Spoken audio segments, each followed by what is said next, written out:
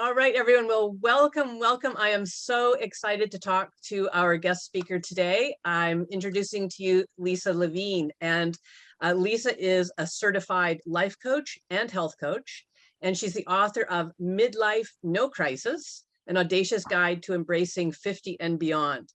She feels strongly that wellness is much more than just a trendy buzzword. It's the partnership between mind, body, and spirit that is constantly growing and evolving throughout our lives. Through her business, Audacious Health and Wellness, Lisa helps women who are approaching midlife and in midlife to create new and healthy habits in the way they eat, think, sleep, and move, empowering them to live their lives fully and audaciously. Welcome, Lisa. Thanks so much for having me, Kim. Happy to be here. Oh, I'm just so excited about this conversation. And Lisa, I know you've had a fascinating career path. So can you talk to us a little bit about that and how you came to become a life coach and health coach? Sure. Oh my gosh, I've reinvented myself so many times. I mean, I started off doing something completely different than this. I studied film in college, and I ended up working in the music business and music video for the first, I guess, 10 plus years of my career. And I was in New York, and then I moved to Los Angeles. And then I met my husband in 1992, anecdotally backstage at a Pearl Jam show. And we ended up moving to Seattle. And this was a really great place. Los Angeles never really was my thing. And so we ended up here. We knew we wanted to have kids. This was the place. So we did all that, and I continued in that world until I realized that I really wanted to have kids, as opposed to just working with directors and holding their hands all the time. And I said, if we're going to have kids, I'd like to be related to them, like by blood somehow or not, which is related. So long story short, I'd always had an interest in working with people, possibly in psychology. I mean, there was no such thing as coaching back in the early 90s. And I twice went to start getting my prerequisites to get a master's in counseling and therapy. And I kept getting thwarted. So I went back to work doing kind of what I was doing in production when my kids were young. But right around the time I was turning 50, excuse me, I would be sitting around with coworkers, and everybody would be talking about, what camera did you use to shoot that, or what they would be talking about things basically. And I suddenly found myself, I don't want to talk about this anymore. I want to talk about like the universe. I want to talk about things that matter. I want to really, I'm going to be 50. Like I want to do something that feels like it's filling up my soul. And so I ended up going through life coach training with Martha Beck, who is amazing. And she's a writer. Dr. Beck has written lots of books. So she's kind of my mentor. And after I finished that, one of the things about doing personal growth and being in coaching is that you're really invited often to pay attention to the things that that fill you up, that nourish you, that fill your soul. And for me, it was always around food and nutrition, because in my personal life, I had dealt with some autoimmune conditions. And I really gotten myself, I'd healed, with the help of a naturopath, I healed myself. I healed doing a lot of other alternative things, specifically paying attention to what I was eating and how I was eating it. And so I thought, okay, what fills my soul? Health coaching. I want to do health coaching. And I went through the Institute of Integrative Nutrition and got certified as a health coach, because like I said in my bio, I really do feel that wellness is about body, mind, and spirit. It's not one or the other.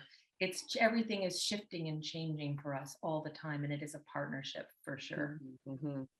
Yeah, I really love that. And certainly with all the amazing women I'm meeting through this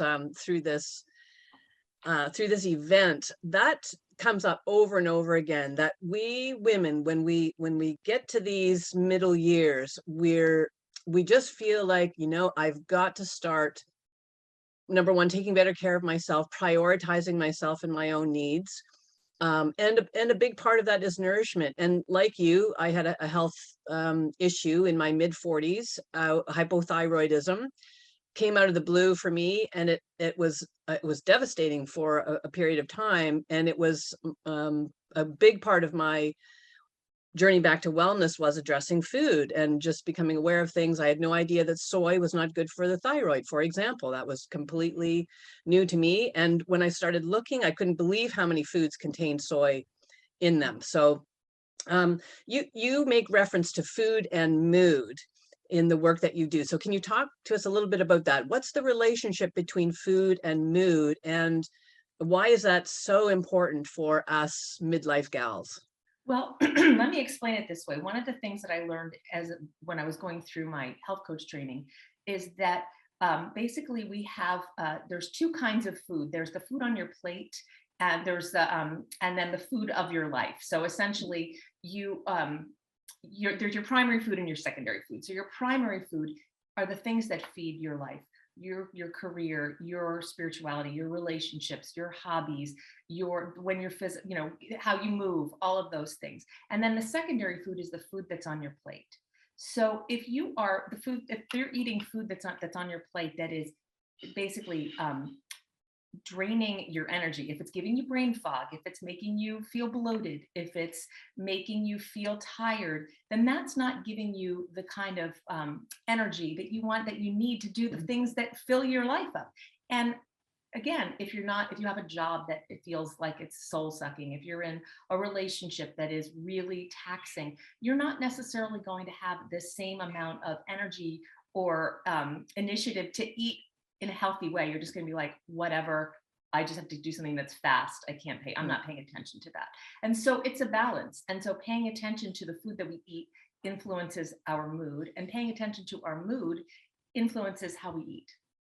And I think that when I start to explain this to people, sometimes it feels overwhelming. It's like, oh my gosh, there's so many moving parts. How am I going to remember to check all the boxes? And the truth is, it's really, you don't have to fix everything all at once. It's paying attention to what that mood is. For instance, if you wake up and you really feel, I don't know, anxiety, for whatever reason, sitting with it and noticing it and letting it in, as opposed to letting it drive you, is really, that's all you need to do. And when you sit and you notice it and you let it in and you address it, then typically what happens within even 5 minutes is you start to feel calmer. You start to feel better when you really just let it in. Do you know what I mean? Does that make sense to you? Well, I really love that. And I know exactly what you mean, because there are certainly times when I feel my anxiety rising for one reason or another. And my first reaction is often resistance to it. Yeah. And that really only compounds it. So I love that notion that you've just talked about, of letting it in. So that means really almost surrendering to it, which doesn't mean you let it control you. It just means that you release the resistance to it. And so what would be the next step then? Just to explore a little bit, or just to sit with it? What would you advise Exactly clients? what you said. And I just want to say that with regard to women in midlife, this perfect example is when you start to get into a place like, oh my gosh, everything's changing. My body's changing. I feel old. And that's that kind of an anxiety. So when you sit and you recognize, okay, I am aging, that is a reality. And I can either go down this path of I'm freaking out, everything's changing, or I can say, what's working right now? What's good? Just to keep it small. So that's like a more specific example of what I was saying. So what's next? I would say what's next is, again, there's the biggest thing. So this is the thing that I tell all my clients, is maybe just to create a pausing practice. Like, say you're not into meditation, say that feels like too much. Even just pausing, because we're so conditioned to go, go, go, go, go, and figure it out, break it down, figure it out. Actually, what really works is to pause, take 3 deep breaths, and really ask yourself, does this matter right now? Or here's the thing, we get so caught up in our thoughts that we aren't even paying attention to what they are. So to stop and pause, and then say, I'm having the thought that, for instance, I'm old. I'm having the thought that I'm old. Notice the difference in energy there. I'm trying to think of another example, but just noticing, putting some space in between you and the thoughts that are creating the anxiety. So the next step. Okay, so instead of saying I'm old, you say, oh, I notice I'm having the thought that I'm old. And so it's paying attention to what our thoughts are doing which means that the thoughts are not driving our lives and, the way we react or respond to them. It puts us back in control, it sounds like. Exactly, exactly. And another tool that I use for that is says who. So I'm old, or I'm having the thought that I'm old. Says who? Says who? Says the 20-year-old, says my mother back in the day, says my grandma, says who. When you start to notice where that cultural mythology is coming in, you recognize that it doesn't have to be true. Just because we think it doesn't mean it's the truth. We have like Mhm. 60,000 thoughts a day. And a lot of them are not true. They come from that, I call it the lizard brain, from that, the voice on my voice seems to reside over my right shoulder, like, and it whispers like this. And so the more you recognize that and identify that voice, that, the poisoner of your thoughts, I kind of have to go like that sometimes and be like, get off, says who. And Yes. I think that that can be very powerful too. So again, it's really about pausing, noticing that you're having a thought that is creating some kind of negative emotion, and then questioning it or simply creating some space between you and that thought. Mhm. And Mhm. that is the beginning of changing. That sounds simple. And I know it's something that takes a little bit of practice, doesn't it? And so we need to be gentle with ourselves when we're Yes. learning it's a kind of a habit, or a new way of being, a new way of thinking about our lives.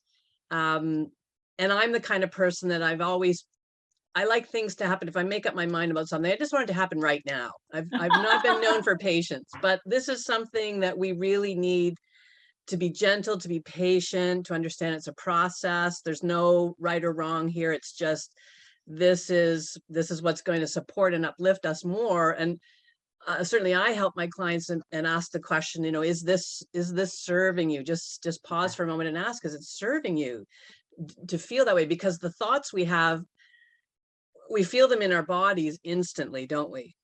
Absolutely. You're absolutely right. It feels easy. And the truth is, it is simple, but it's not necessarily easy. And as someone, for instance, just stopping and taking and pausing and taking those deep breaths, that is, start with that. Hmm. Just start with that. You don't even have to start with the thoughts. Start by stopping and breathing and being Hmm. present.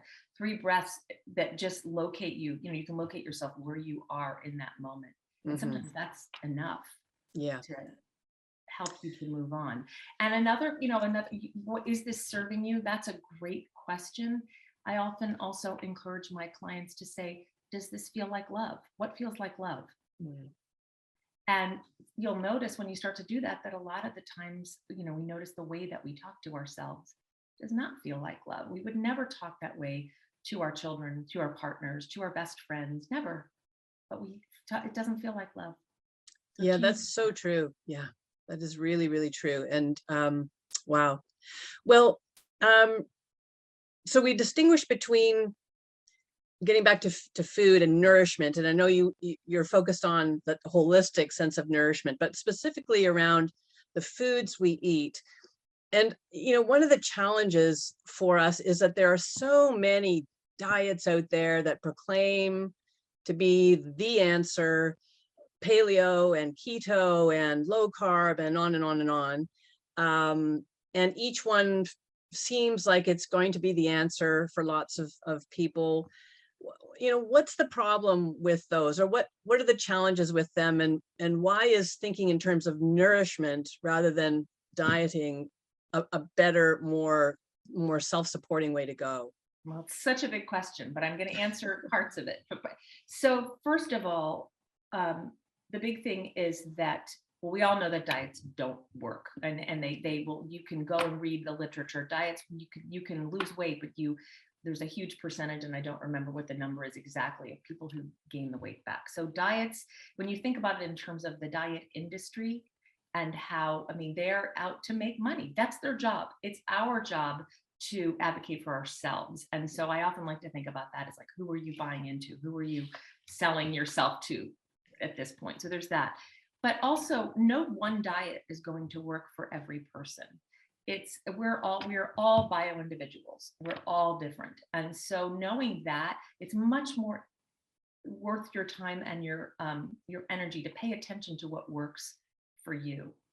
And so, as you had said, given, and sometimes again, that can feel overwhelming. It is very helpful to work with a coach or a nutritionist or a naturopath or somebody that can help you when you feel overwhelmed like that, especially if you do have a medical condition like hypothyroidism. Mine was Graves' disease, which is the opposite of that. So it really does help to do that and learn things like soy does not typically go well with your thyroid. So paying attention to what works for you.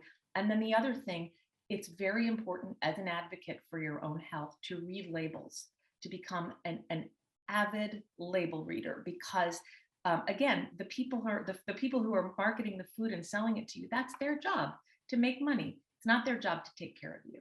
Our job is to take care of ourselves, and part of that is to know what we're eating. And so again, with regard to diets, there is no one diet that is going to work for everyone.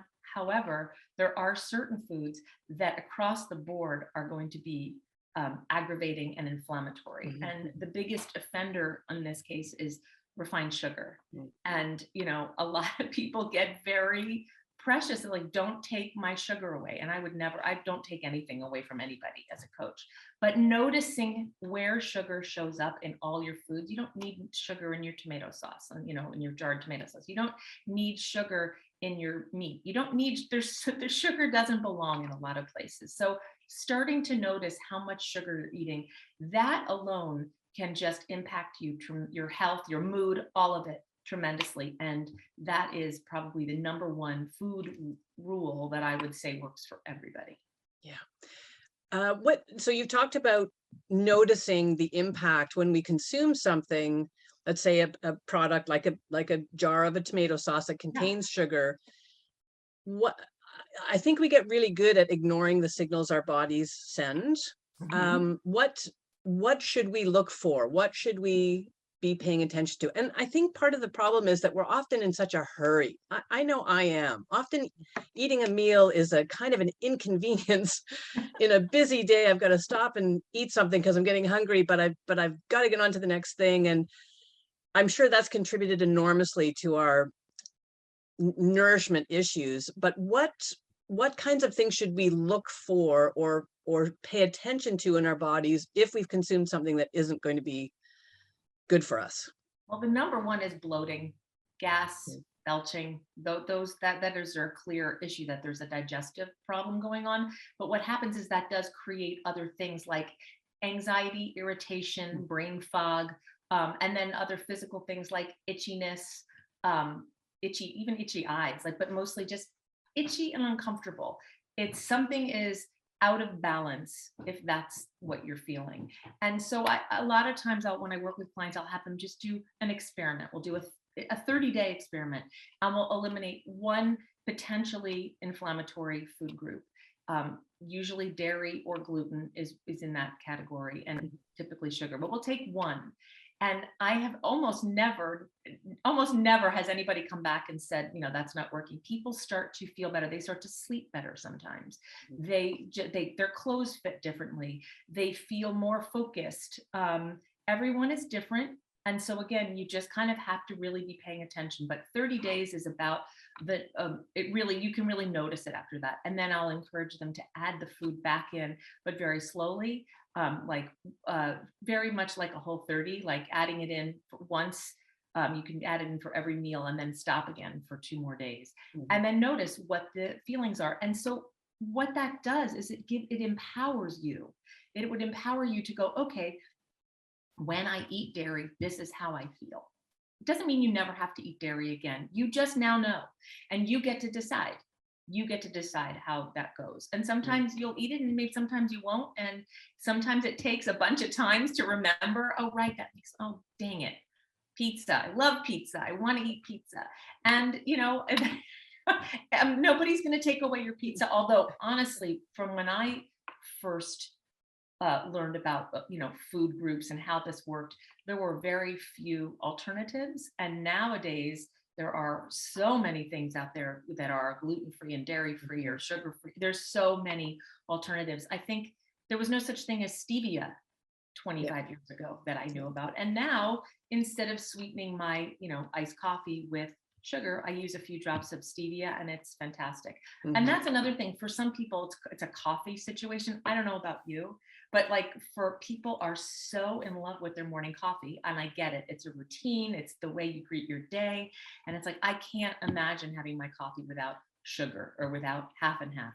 There are so many great ways, nut pods, fabulous creamer, so good, dairy free, just to experiment with. And Mhm. 30 days, we can do anything for 30 days.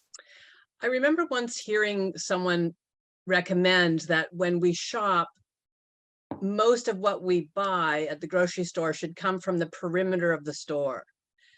And I thought that's exactly right. The fruits and vegetables and the deli counter and all those things, that the actual foods, that we can recognize them as food, not something that's in a box or a plastic package.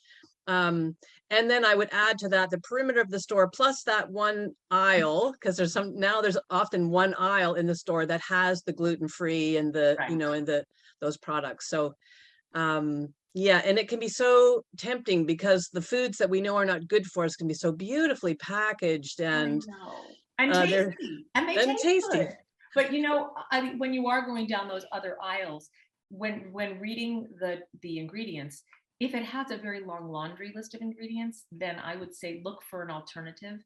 You'd be surprised. Even gluten-free crackers, you can find one where there's really just maybe 7 ingredients and they're all whole foods. Mhm. Versus some of the gluten-free stuff has got all kinds of junk in it that you don't necessarily want.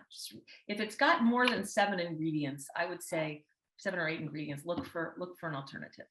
That's really good advice. Yeah, and I mean, it's so tough, and I think compounding this, because certainly these kinds of things that we're talking about, sugar and wheat and dairy, um, even when I was in my 20s, they probably weren't doing great things for my body, but I somehow seemed to be able to get on just fine anyway. But now I'm finding, and certainly for probably at least the last 10, 15 years, because my body is going through so many changes hormonally Yes. through perimenopause and menopause, it just compounds it, doesn't it? And I think our mindset, I know for me, I was still thinking, well, I can still eat the way I did when I was in my 20s and 30s. It's like our heads aren't willing to accept where we are in our lives now. And but I will feel instantly if I've had something that has the refined sugar in it, I'll feel it instantly. A Mhm. glass of red wine, I will have an instant hot flash. I mean, I Same. barely swallow in it and it's on. So sometimes I would say, okay, I'm at a friend's birthday party and I've been, I know I was going to have this glass of wine. I'm just going to completely enjoy it, and I'm sweating a little bit. And I don't think that's terrible, but it's just, for the majority of time, I think if we can just clean up a little bit, as you say, it doesn't have to be a wholesale change, but even just one food item. And you're right, I think we all do know, don't we? We know We what we do. should and shouldn't be eating. Well, thanks for bringing it around back to midlife, because you're absolutely right. I think that it really things changes the name of the game in midlife. Starting in perimenopause, things that used to work all the time don't work the same way. No. And that is part of the thing, one of those things when you're talking about thoughts and about embracing change. We don't have to, embracing it doesn't mean loving it, but it means not resisting it. Yeah. Not ex- and that is absolutely true. And because the more we resist the fact that changes are happening, the more suffering we're creating for our own selves. Mhm. And it's true. It's like, dang it, I've always been able to eat whatever I want and not gain weight. And all of a sudden, and yes, things change. The hormones are, I'm not an expert in hormones, but women's hormones, it's like, imagine a symphony. And so it's not just your estrogen and your testosterone and your progesterone. It's also your thyroid hormones and insulin and leptin and ghrelin and all, and they're all, and cortisol, stress. They're all playing a beautiful symphony. And when one gets out of tune, then they can all kind of Mm. wobble. And so it is important to recognize that. And then, we didn't discuss this, but I would say I'm not a hormone expert, but I absolutely tell my clients to go get their hormone levels tested Mhm. when they're in perimenopause or approaching the menopause, because it can be so informative to know what's going on and to go, right, I'm not crazy.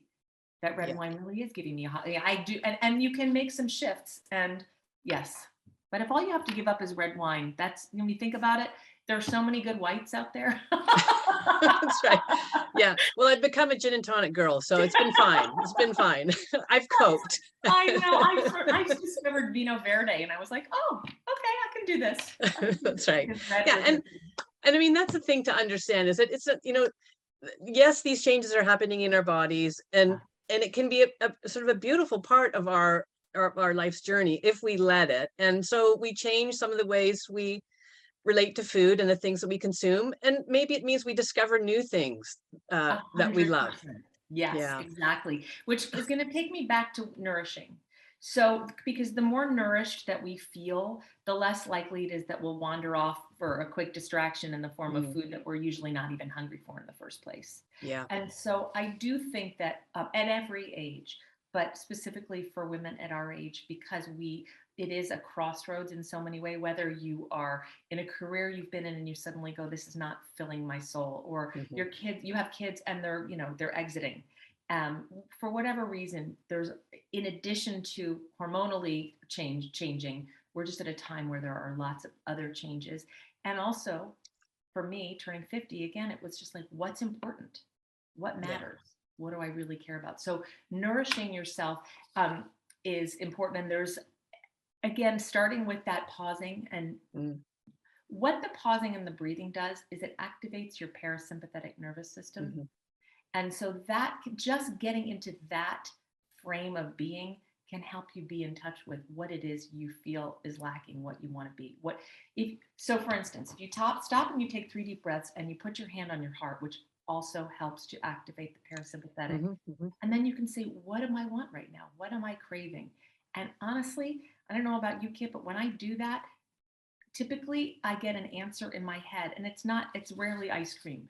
It's usually like rest, peace, fun, joy, my friend, whatever. And it happens fast. It comes. Mhm. Mhm. Trust that, go with that. Yeah, And I that love in that. itself is nourishing. Hmm. And I want to circle back to the audacious life. I absolutely love that. I love the energy in that. And it's really what we want, isn't it? We want to be living our lives as beautifully and audaciously as possible. So, um, what, you know, what does that mean, an audacious life? What is it? Why did you choose that for your business name, for your website? What does it mean? And how can we live our lives audaciously and have more fun, have more vibrancy? Well, I love that word. I've always loved that word. And again, it's one of those things that can mean different things to different people. So what feels audacious to me might not feel audacious to you. But it came about, I think, because I was noticing that, people were talking about aging gracefully.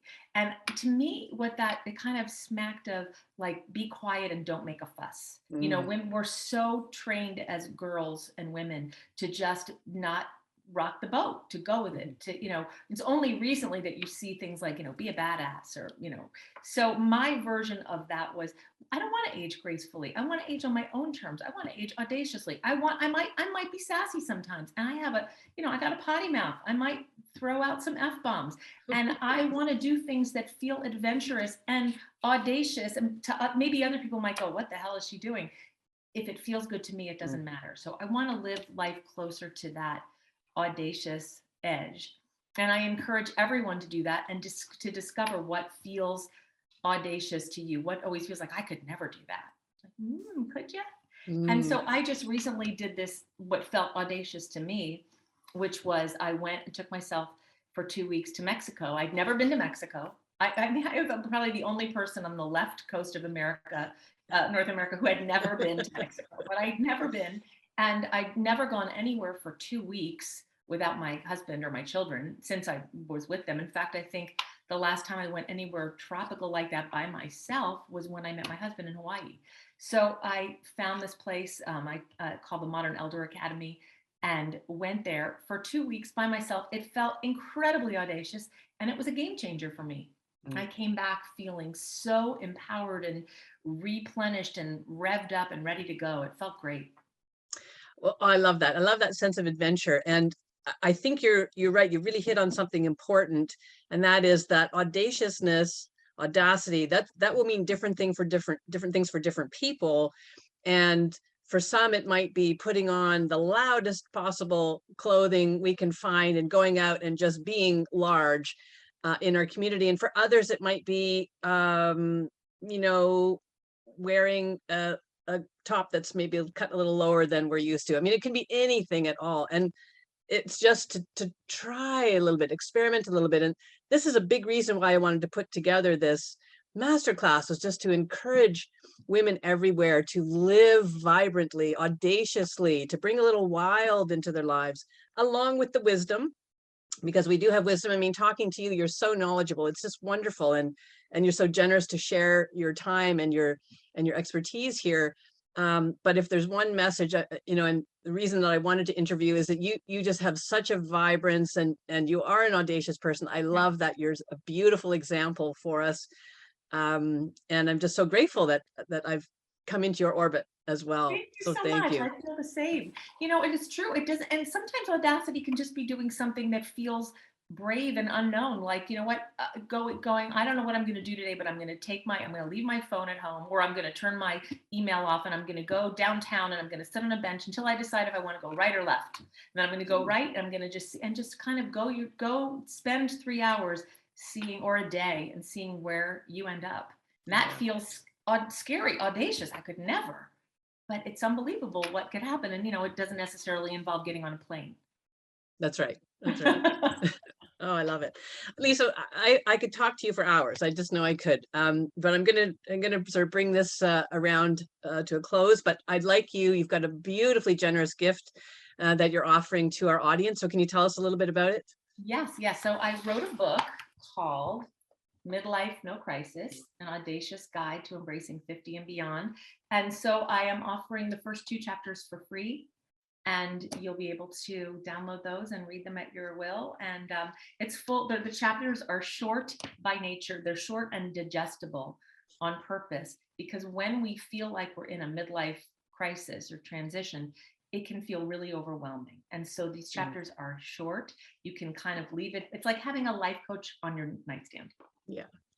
Yeah, a lovely little hug at the end of the day, Exactly. or first thing in the morning if you're a morning person. Thank Exactly. you so much. That's such a generous gift. I love it. And thank you again for taking the time to talk to us about this. I've absolutely loved it. I love your style. I love your audacity, your audaciousness. I'm not sure which is the right, either one, both, All who work. knows? Yeah. So thank you, Lisa. Thank you so much. Thanks so much for having me, Kip. It's been a pleasure. Wonderful.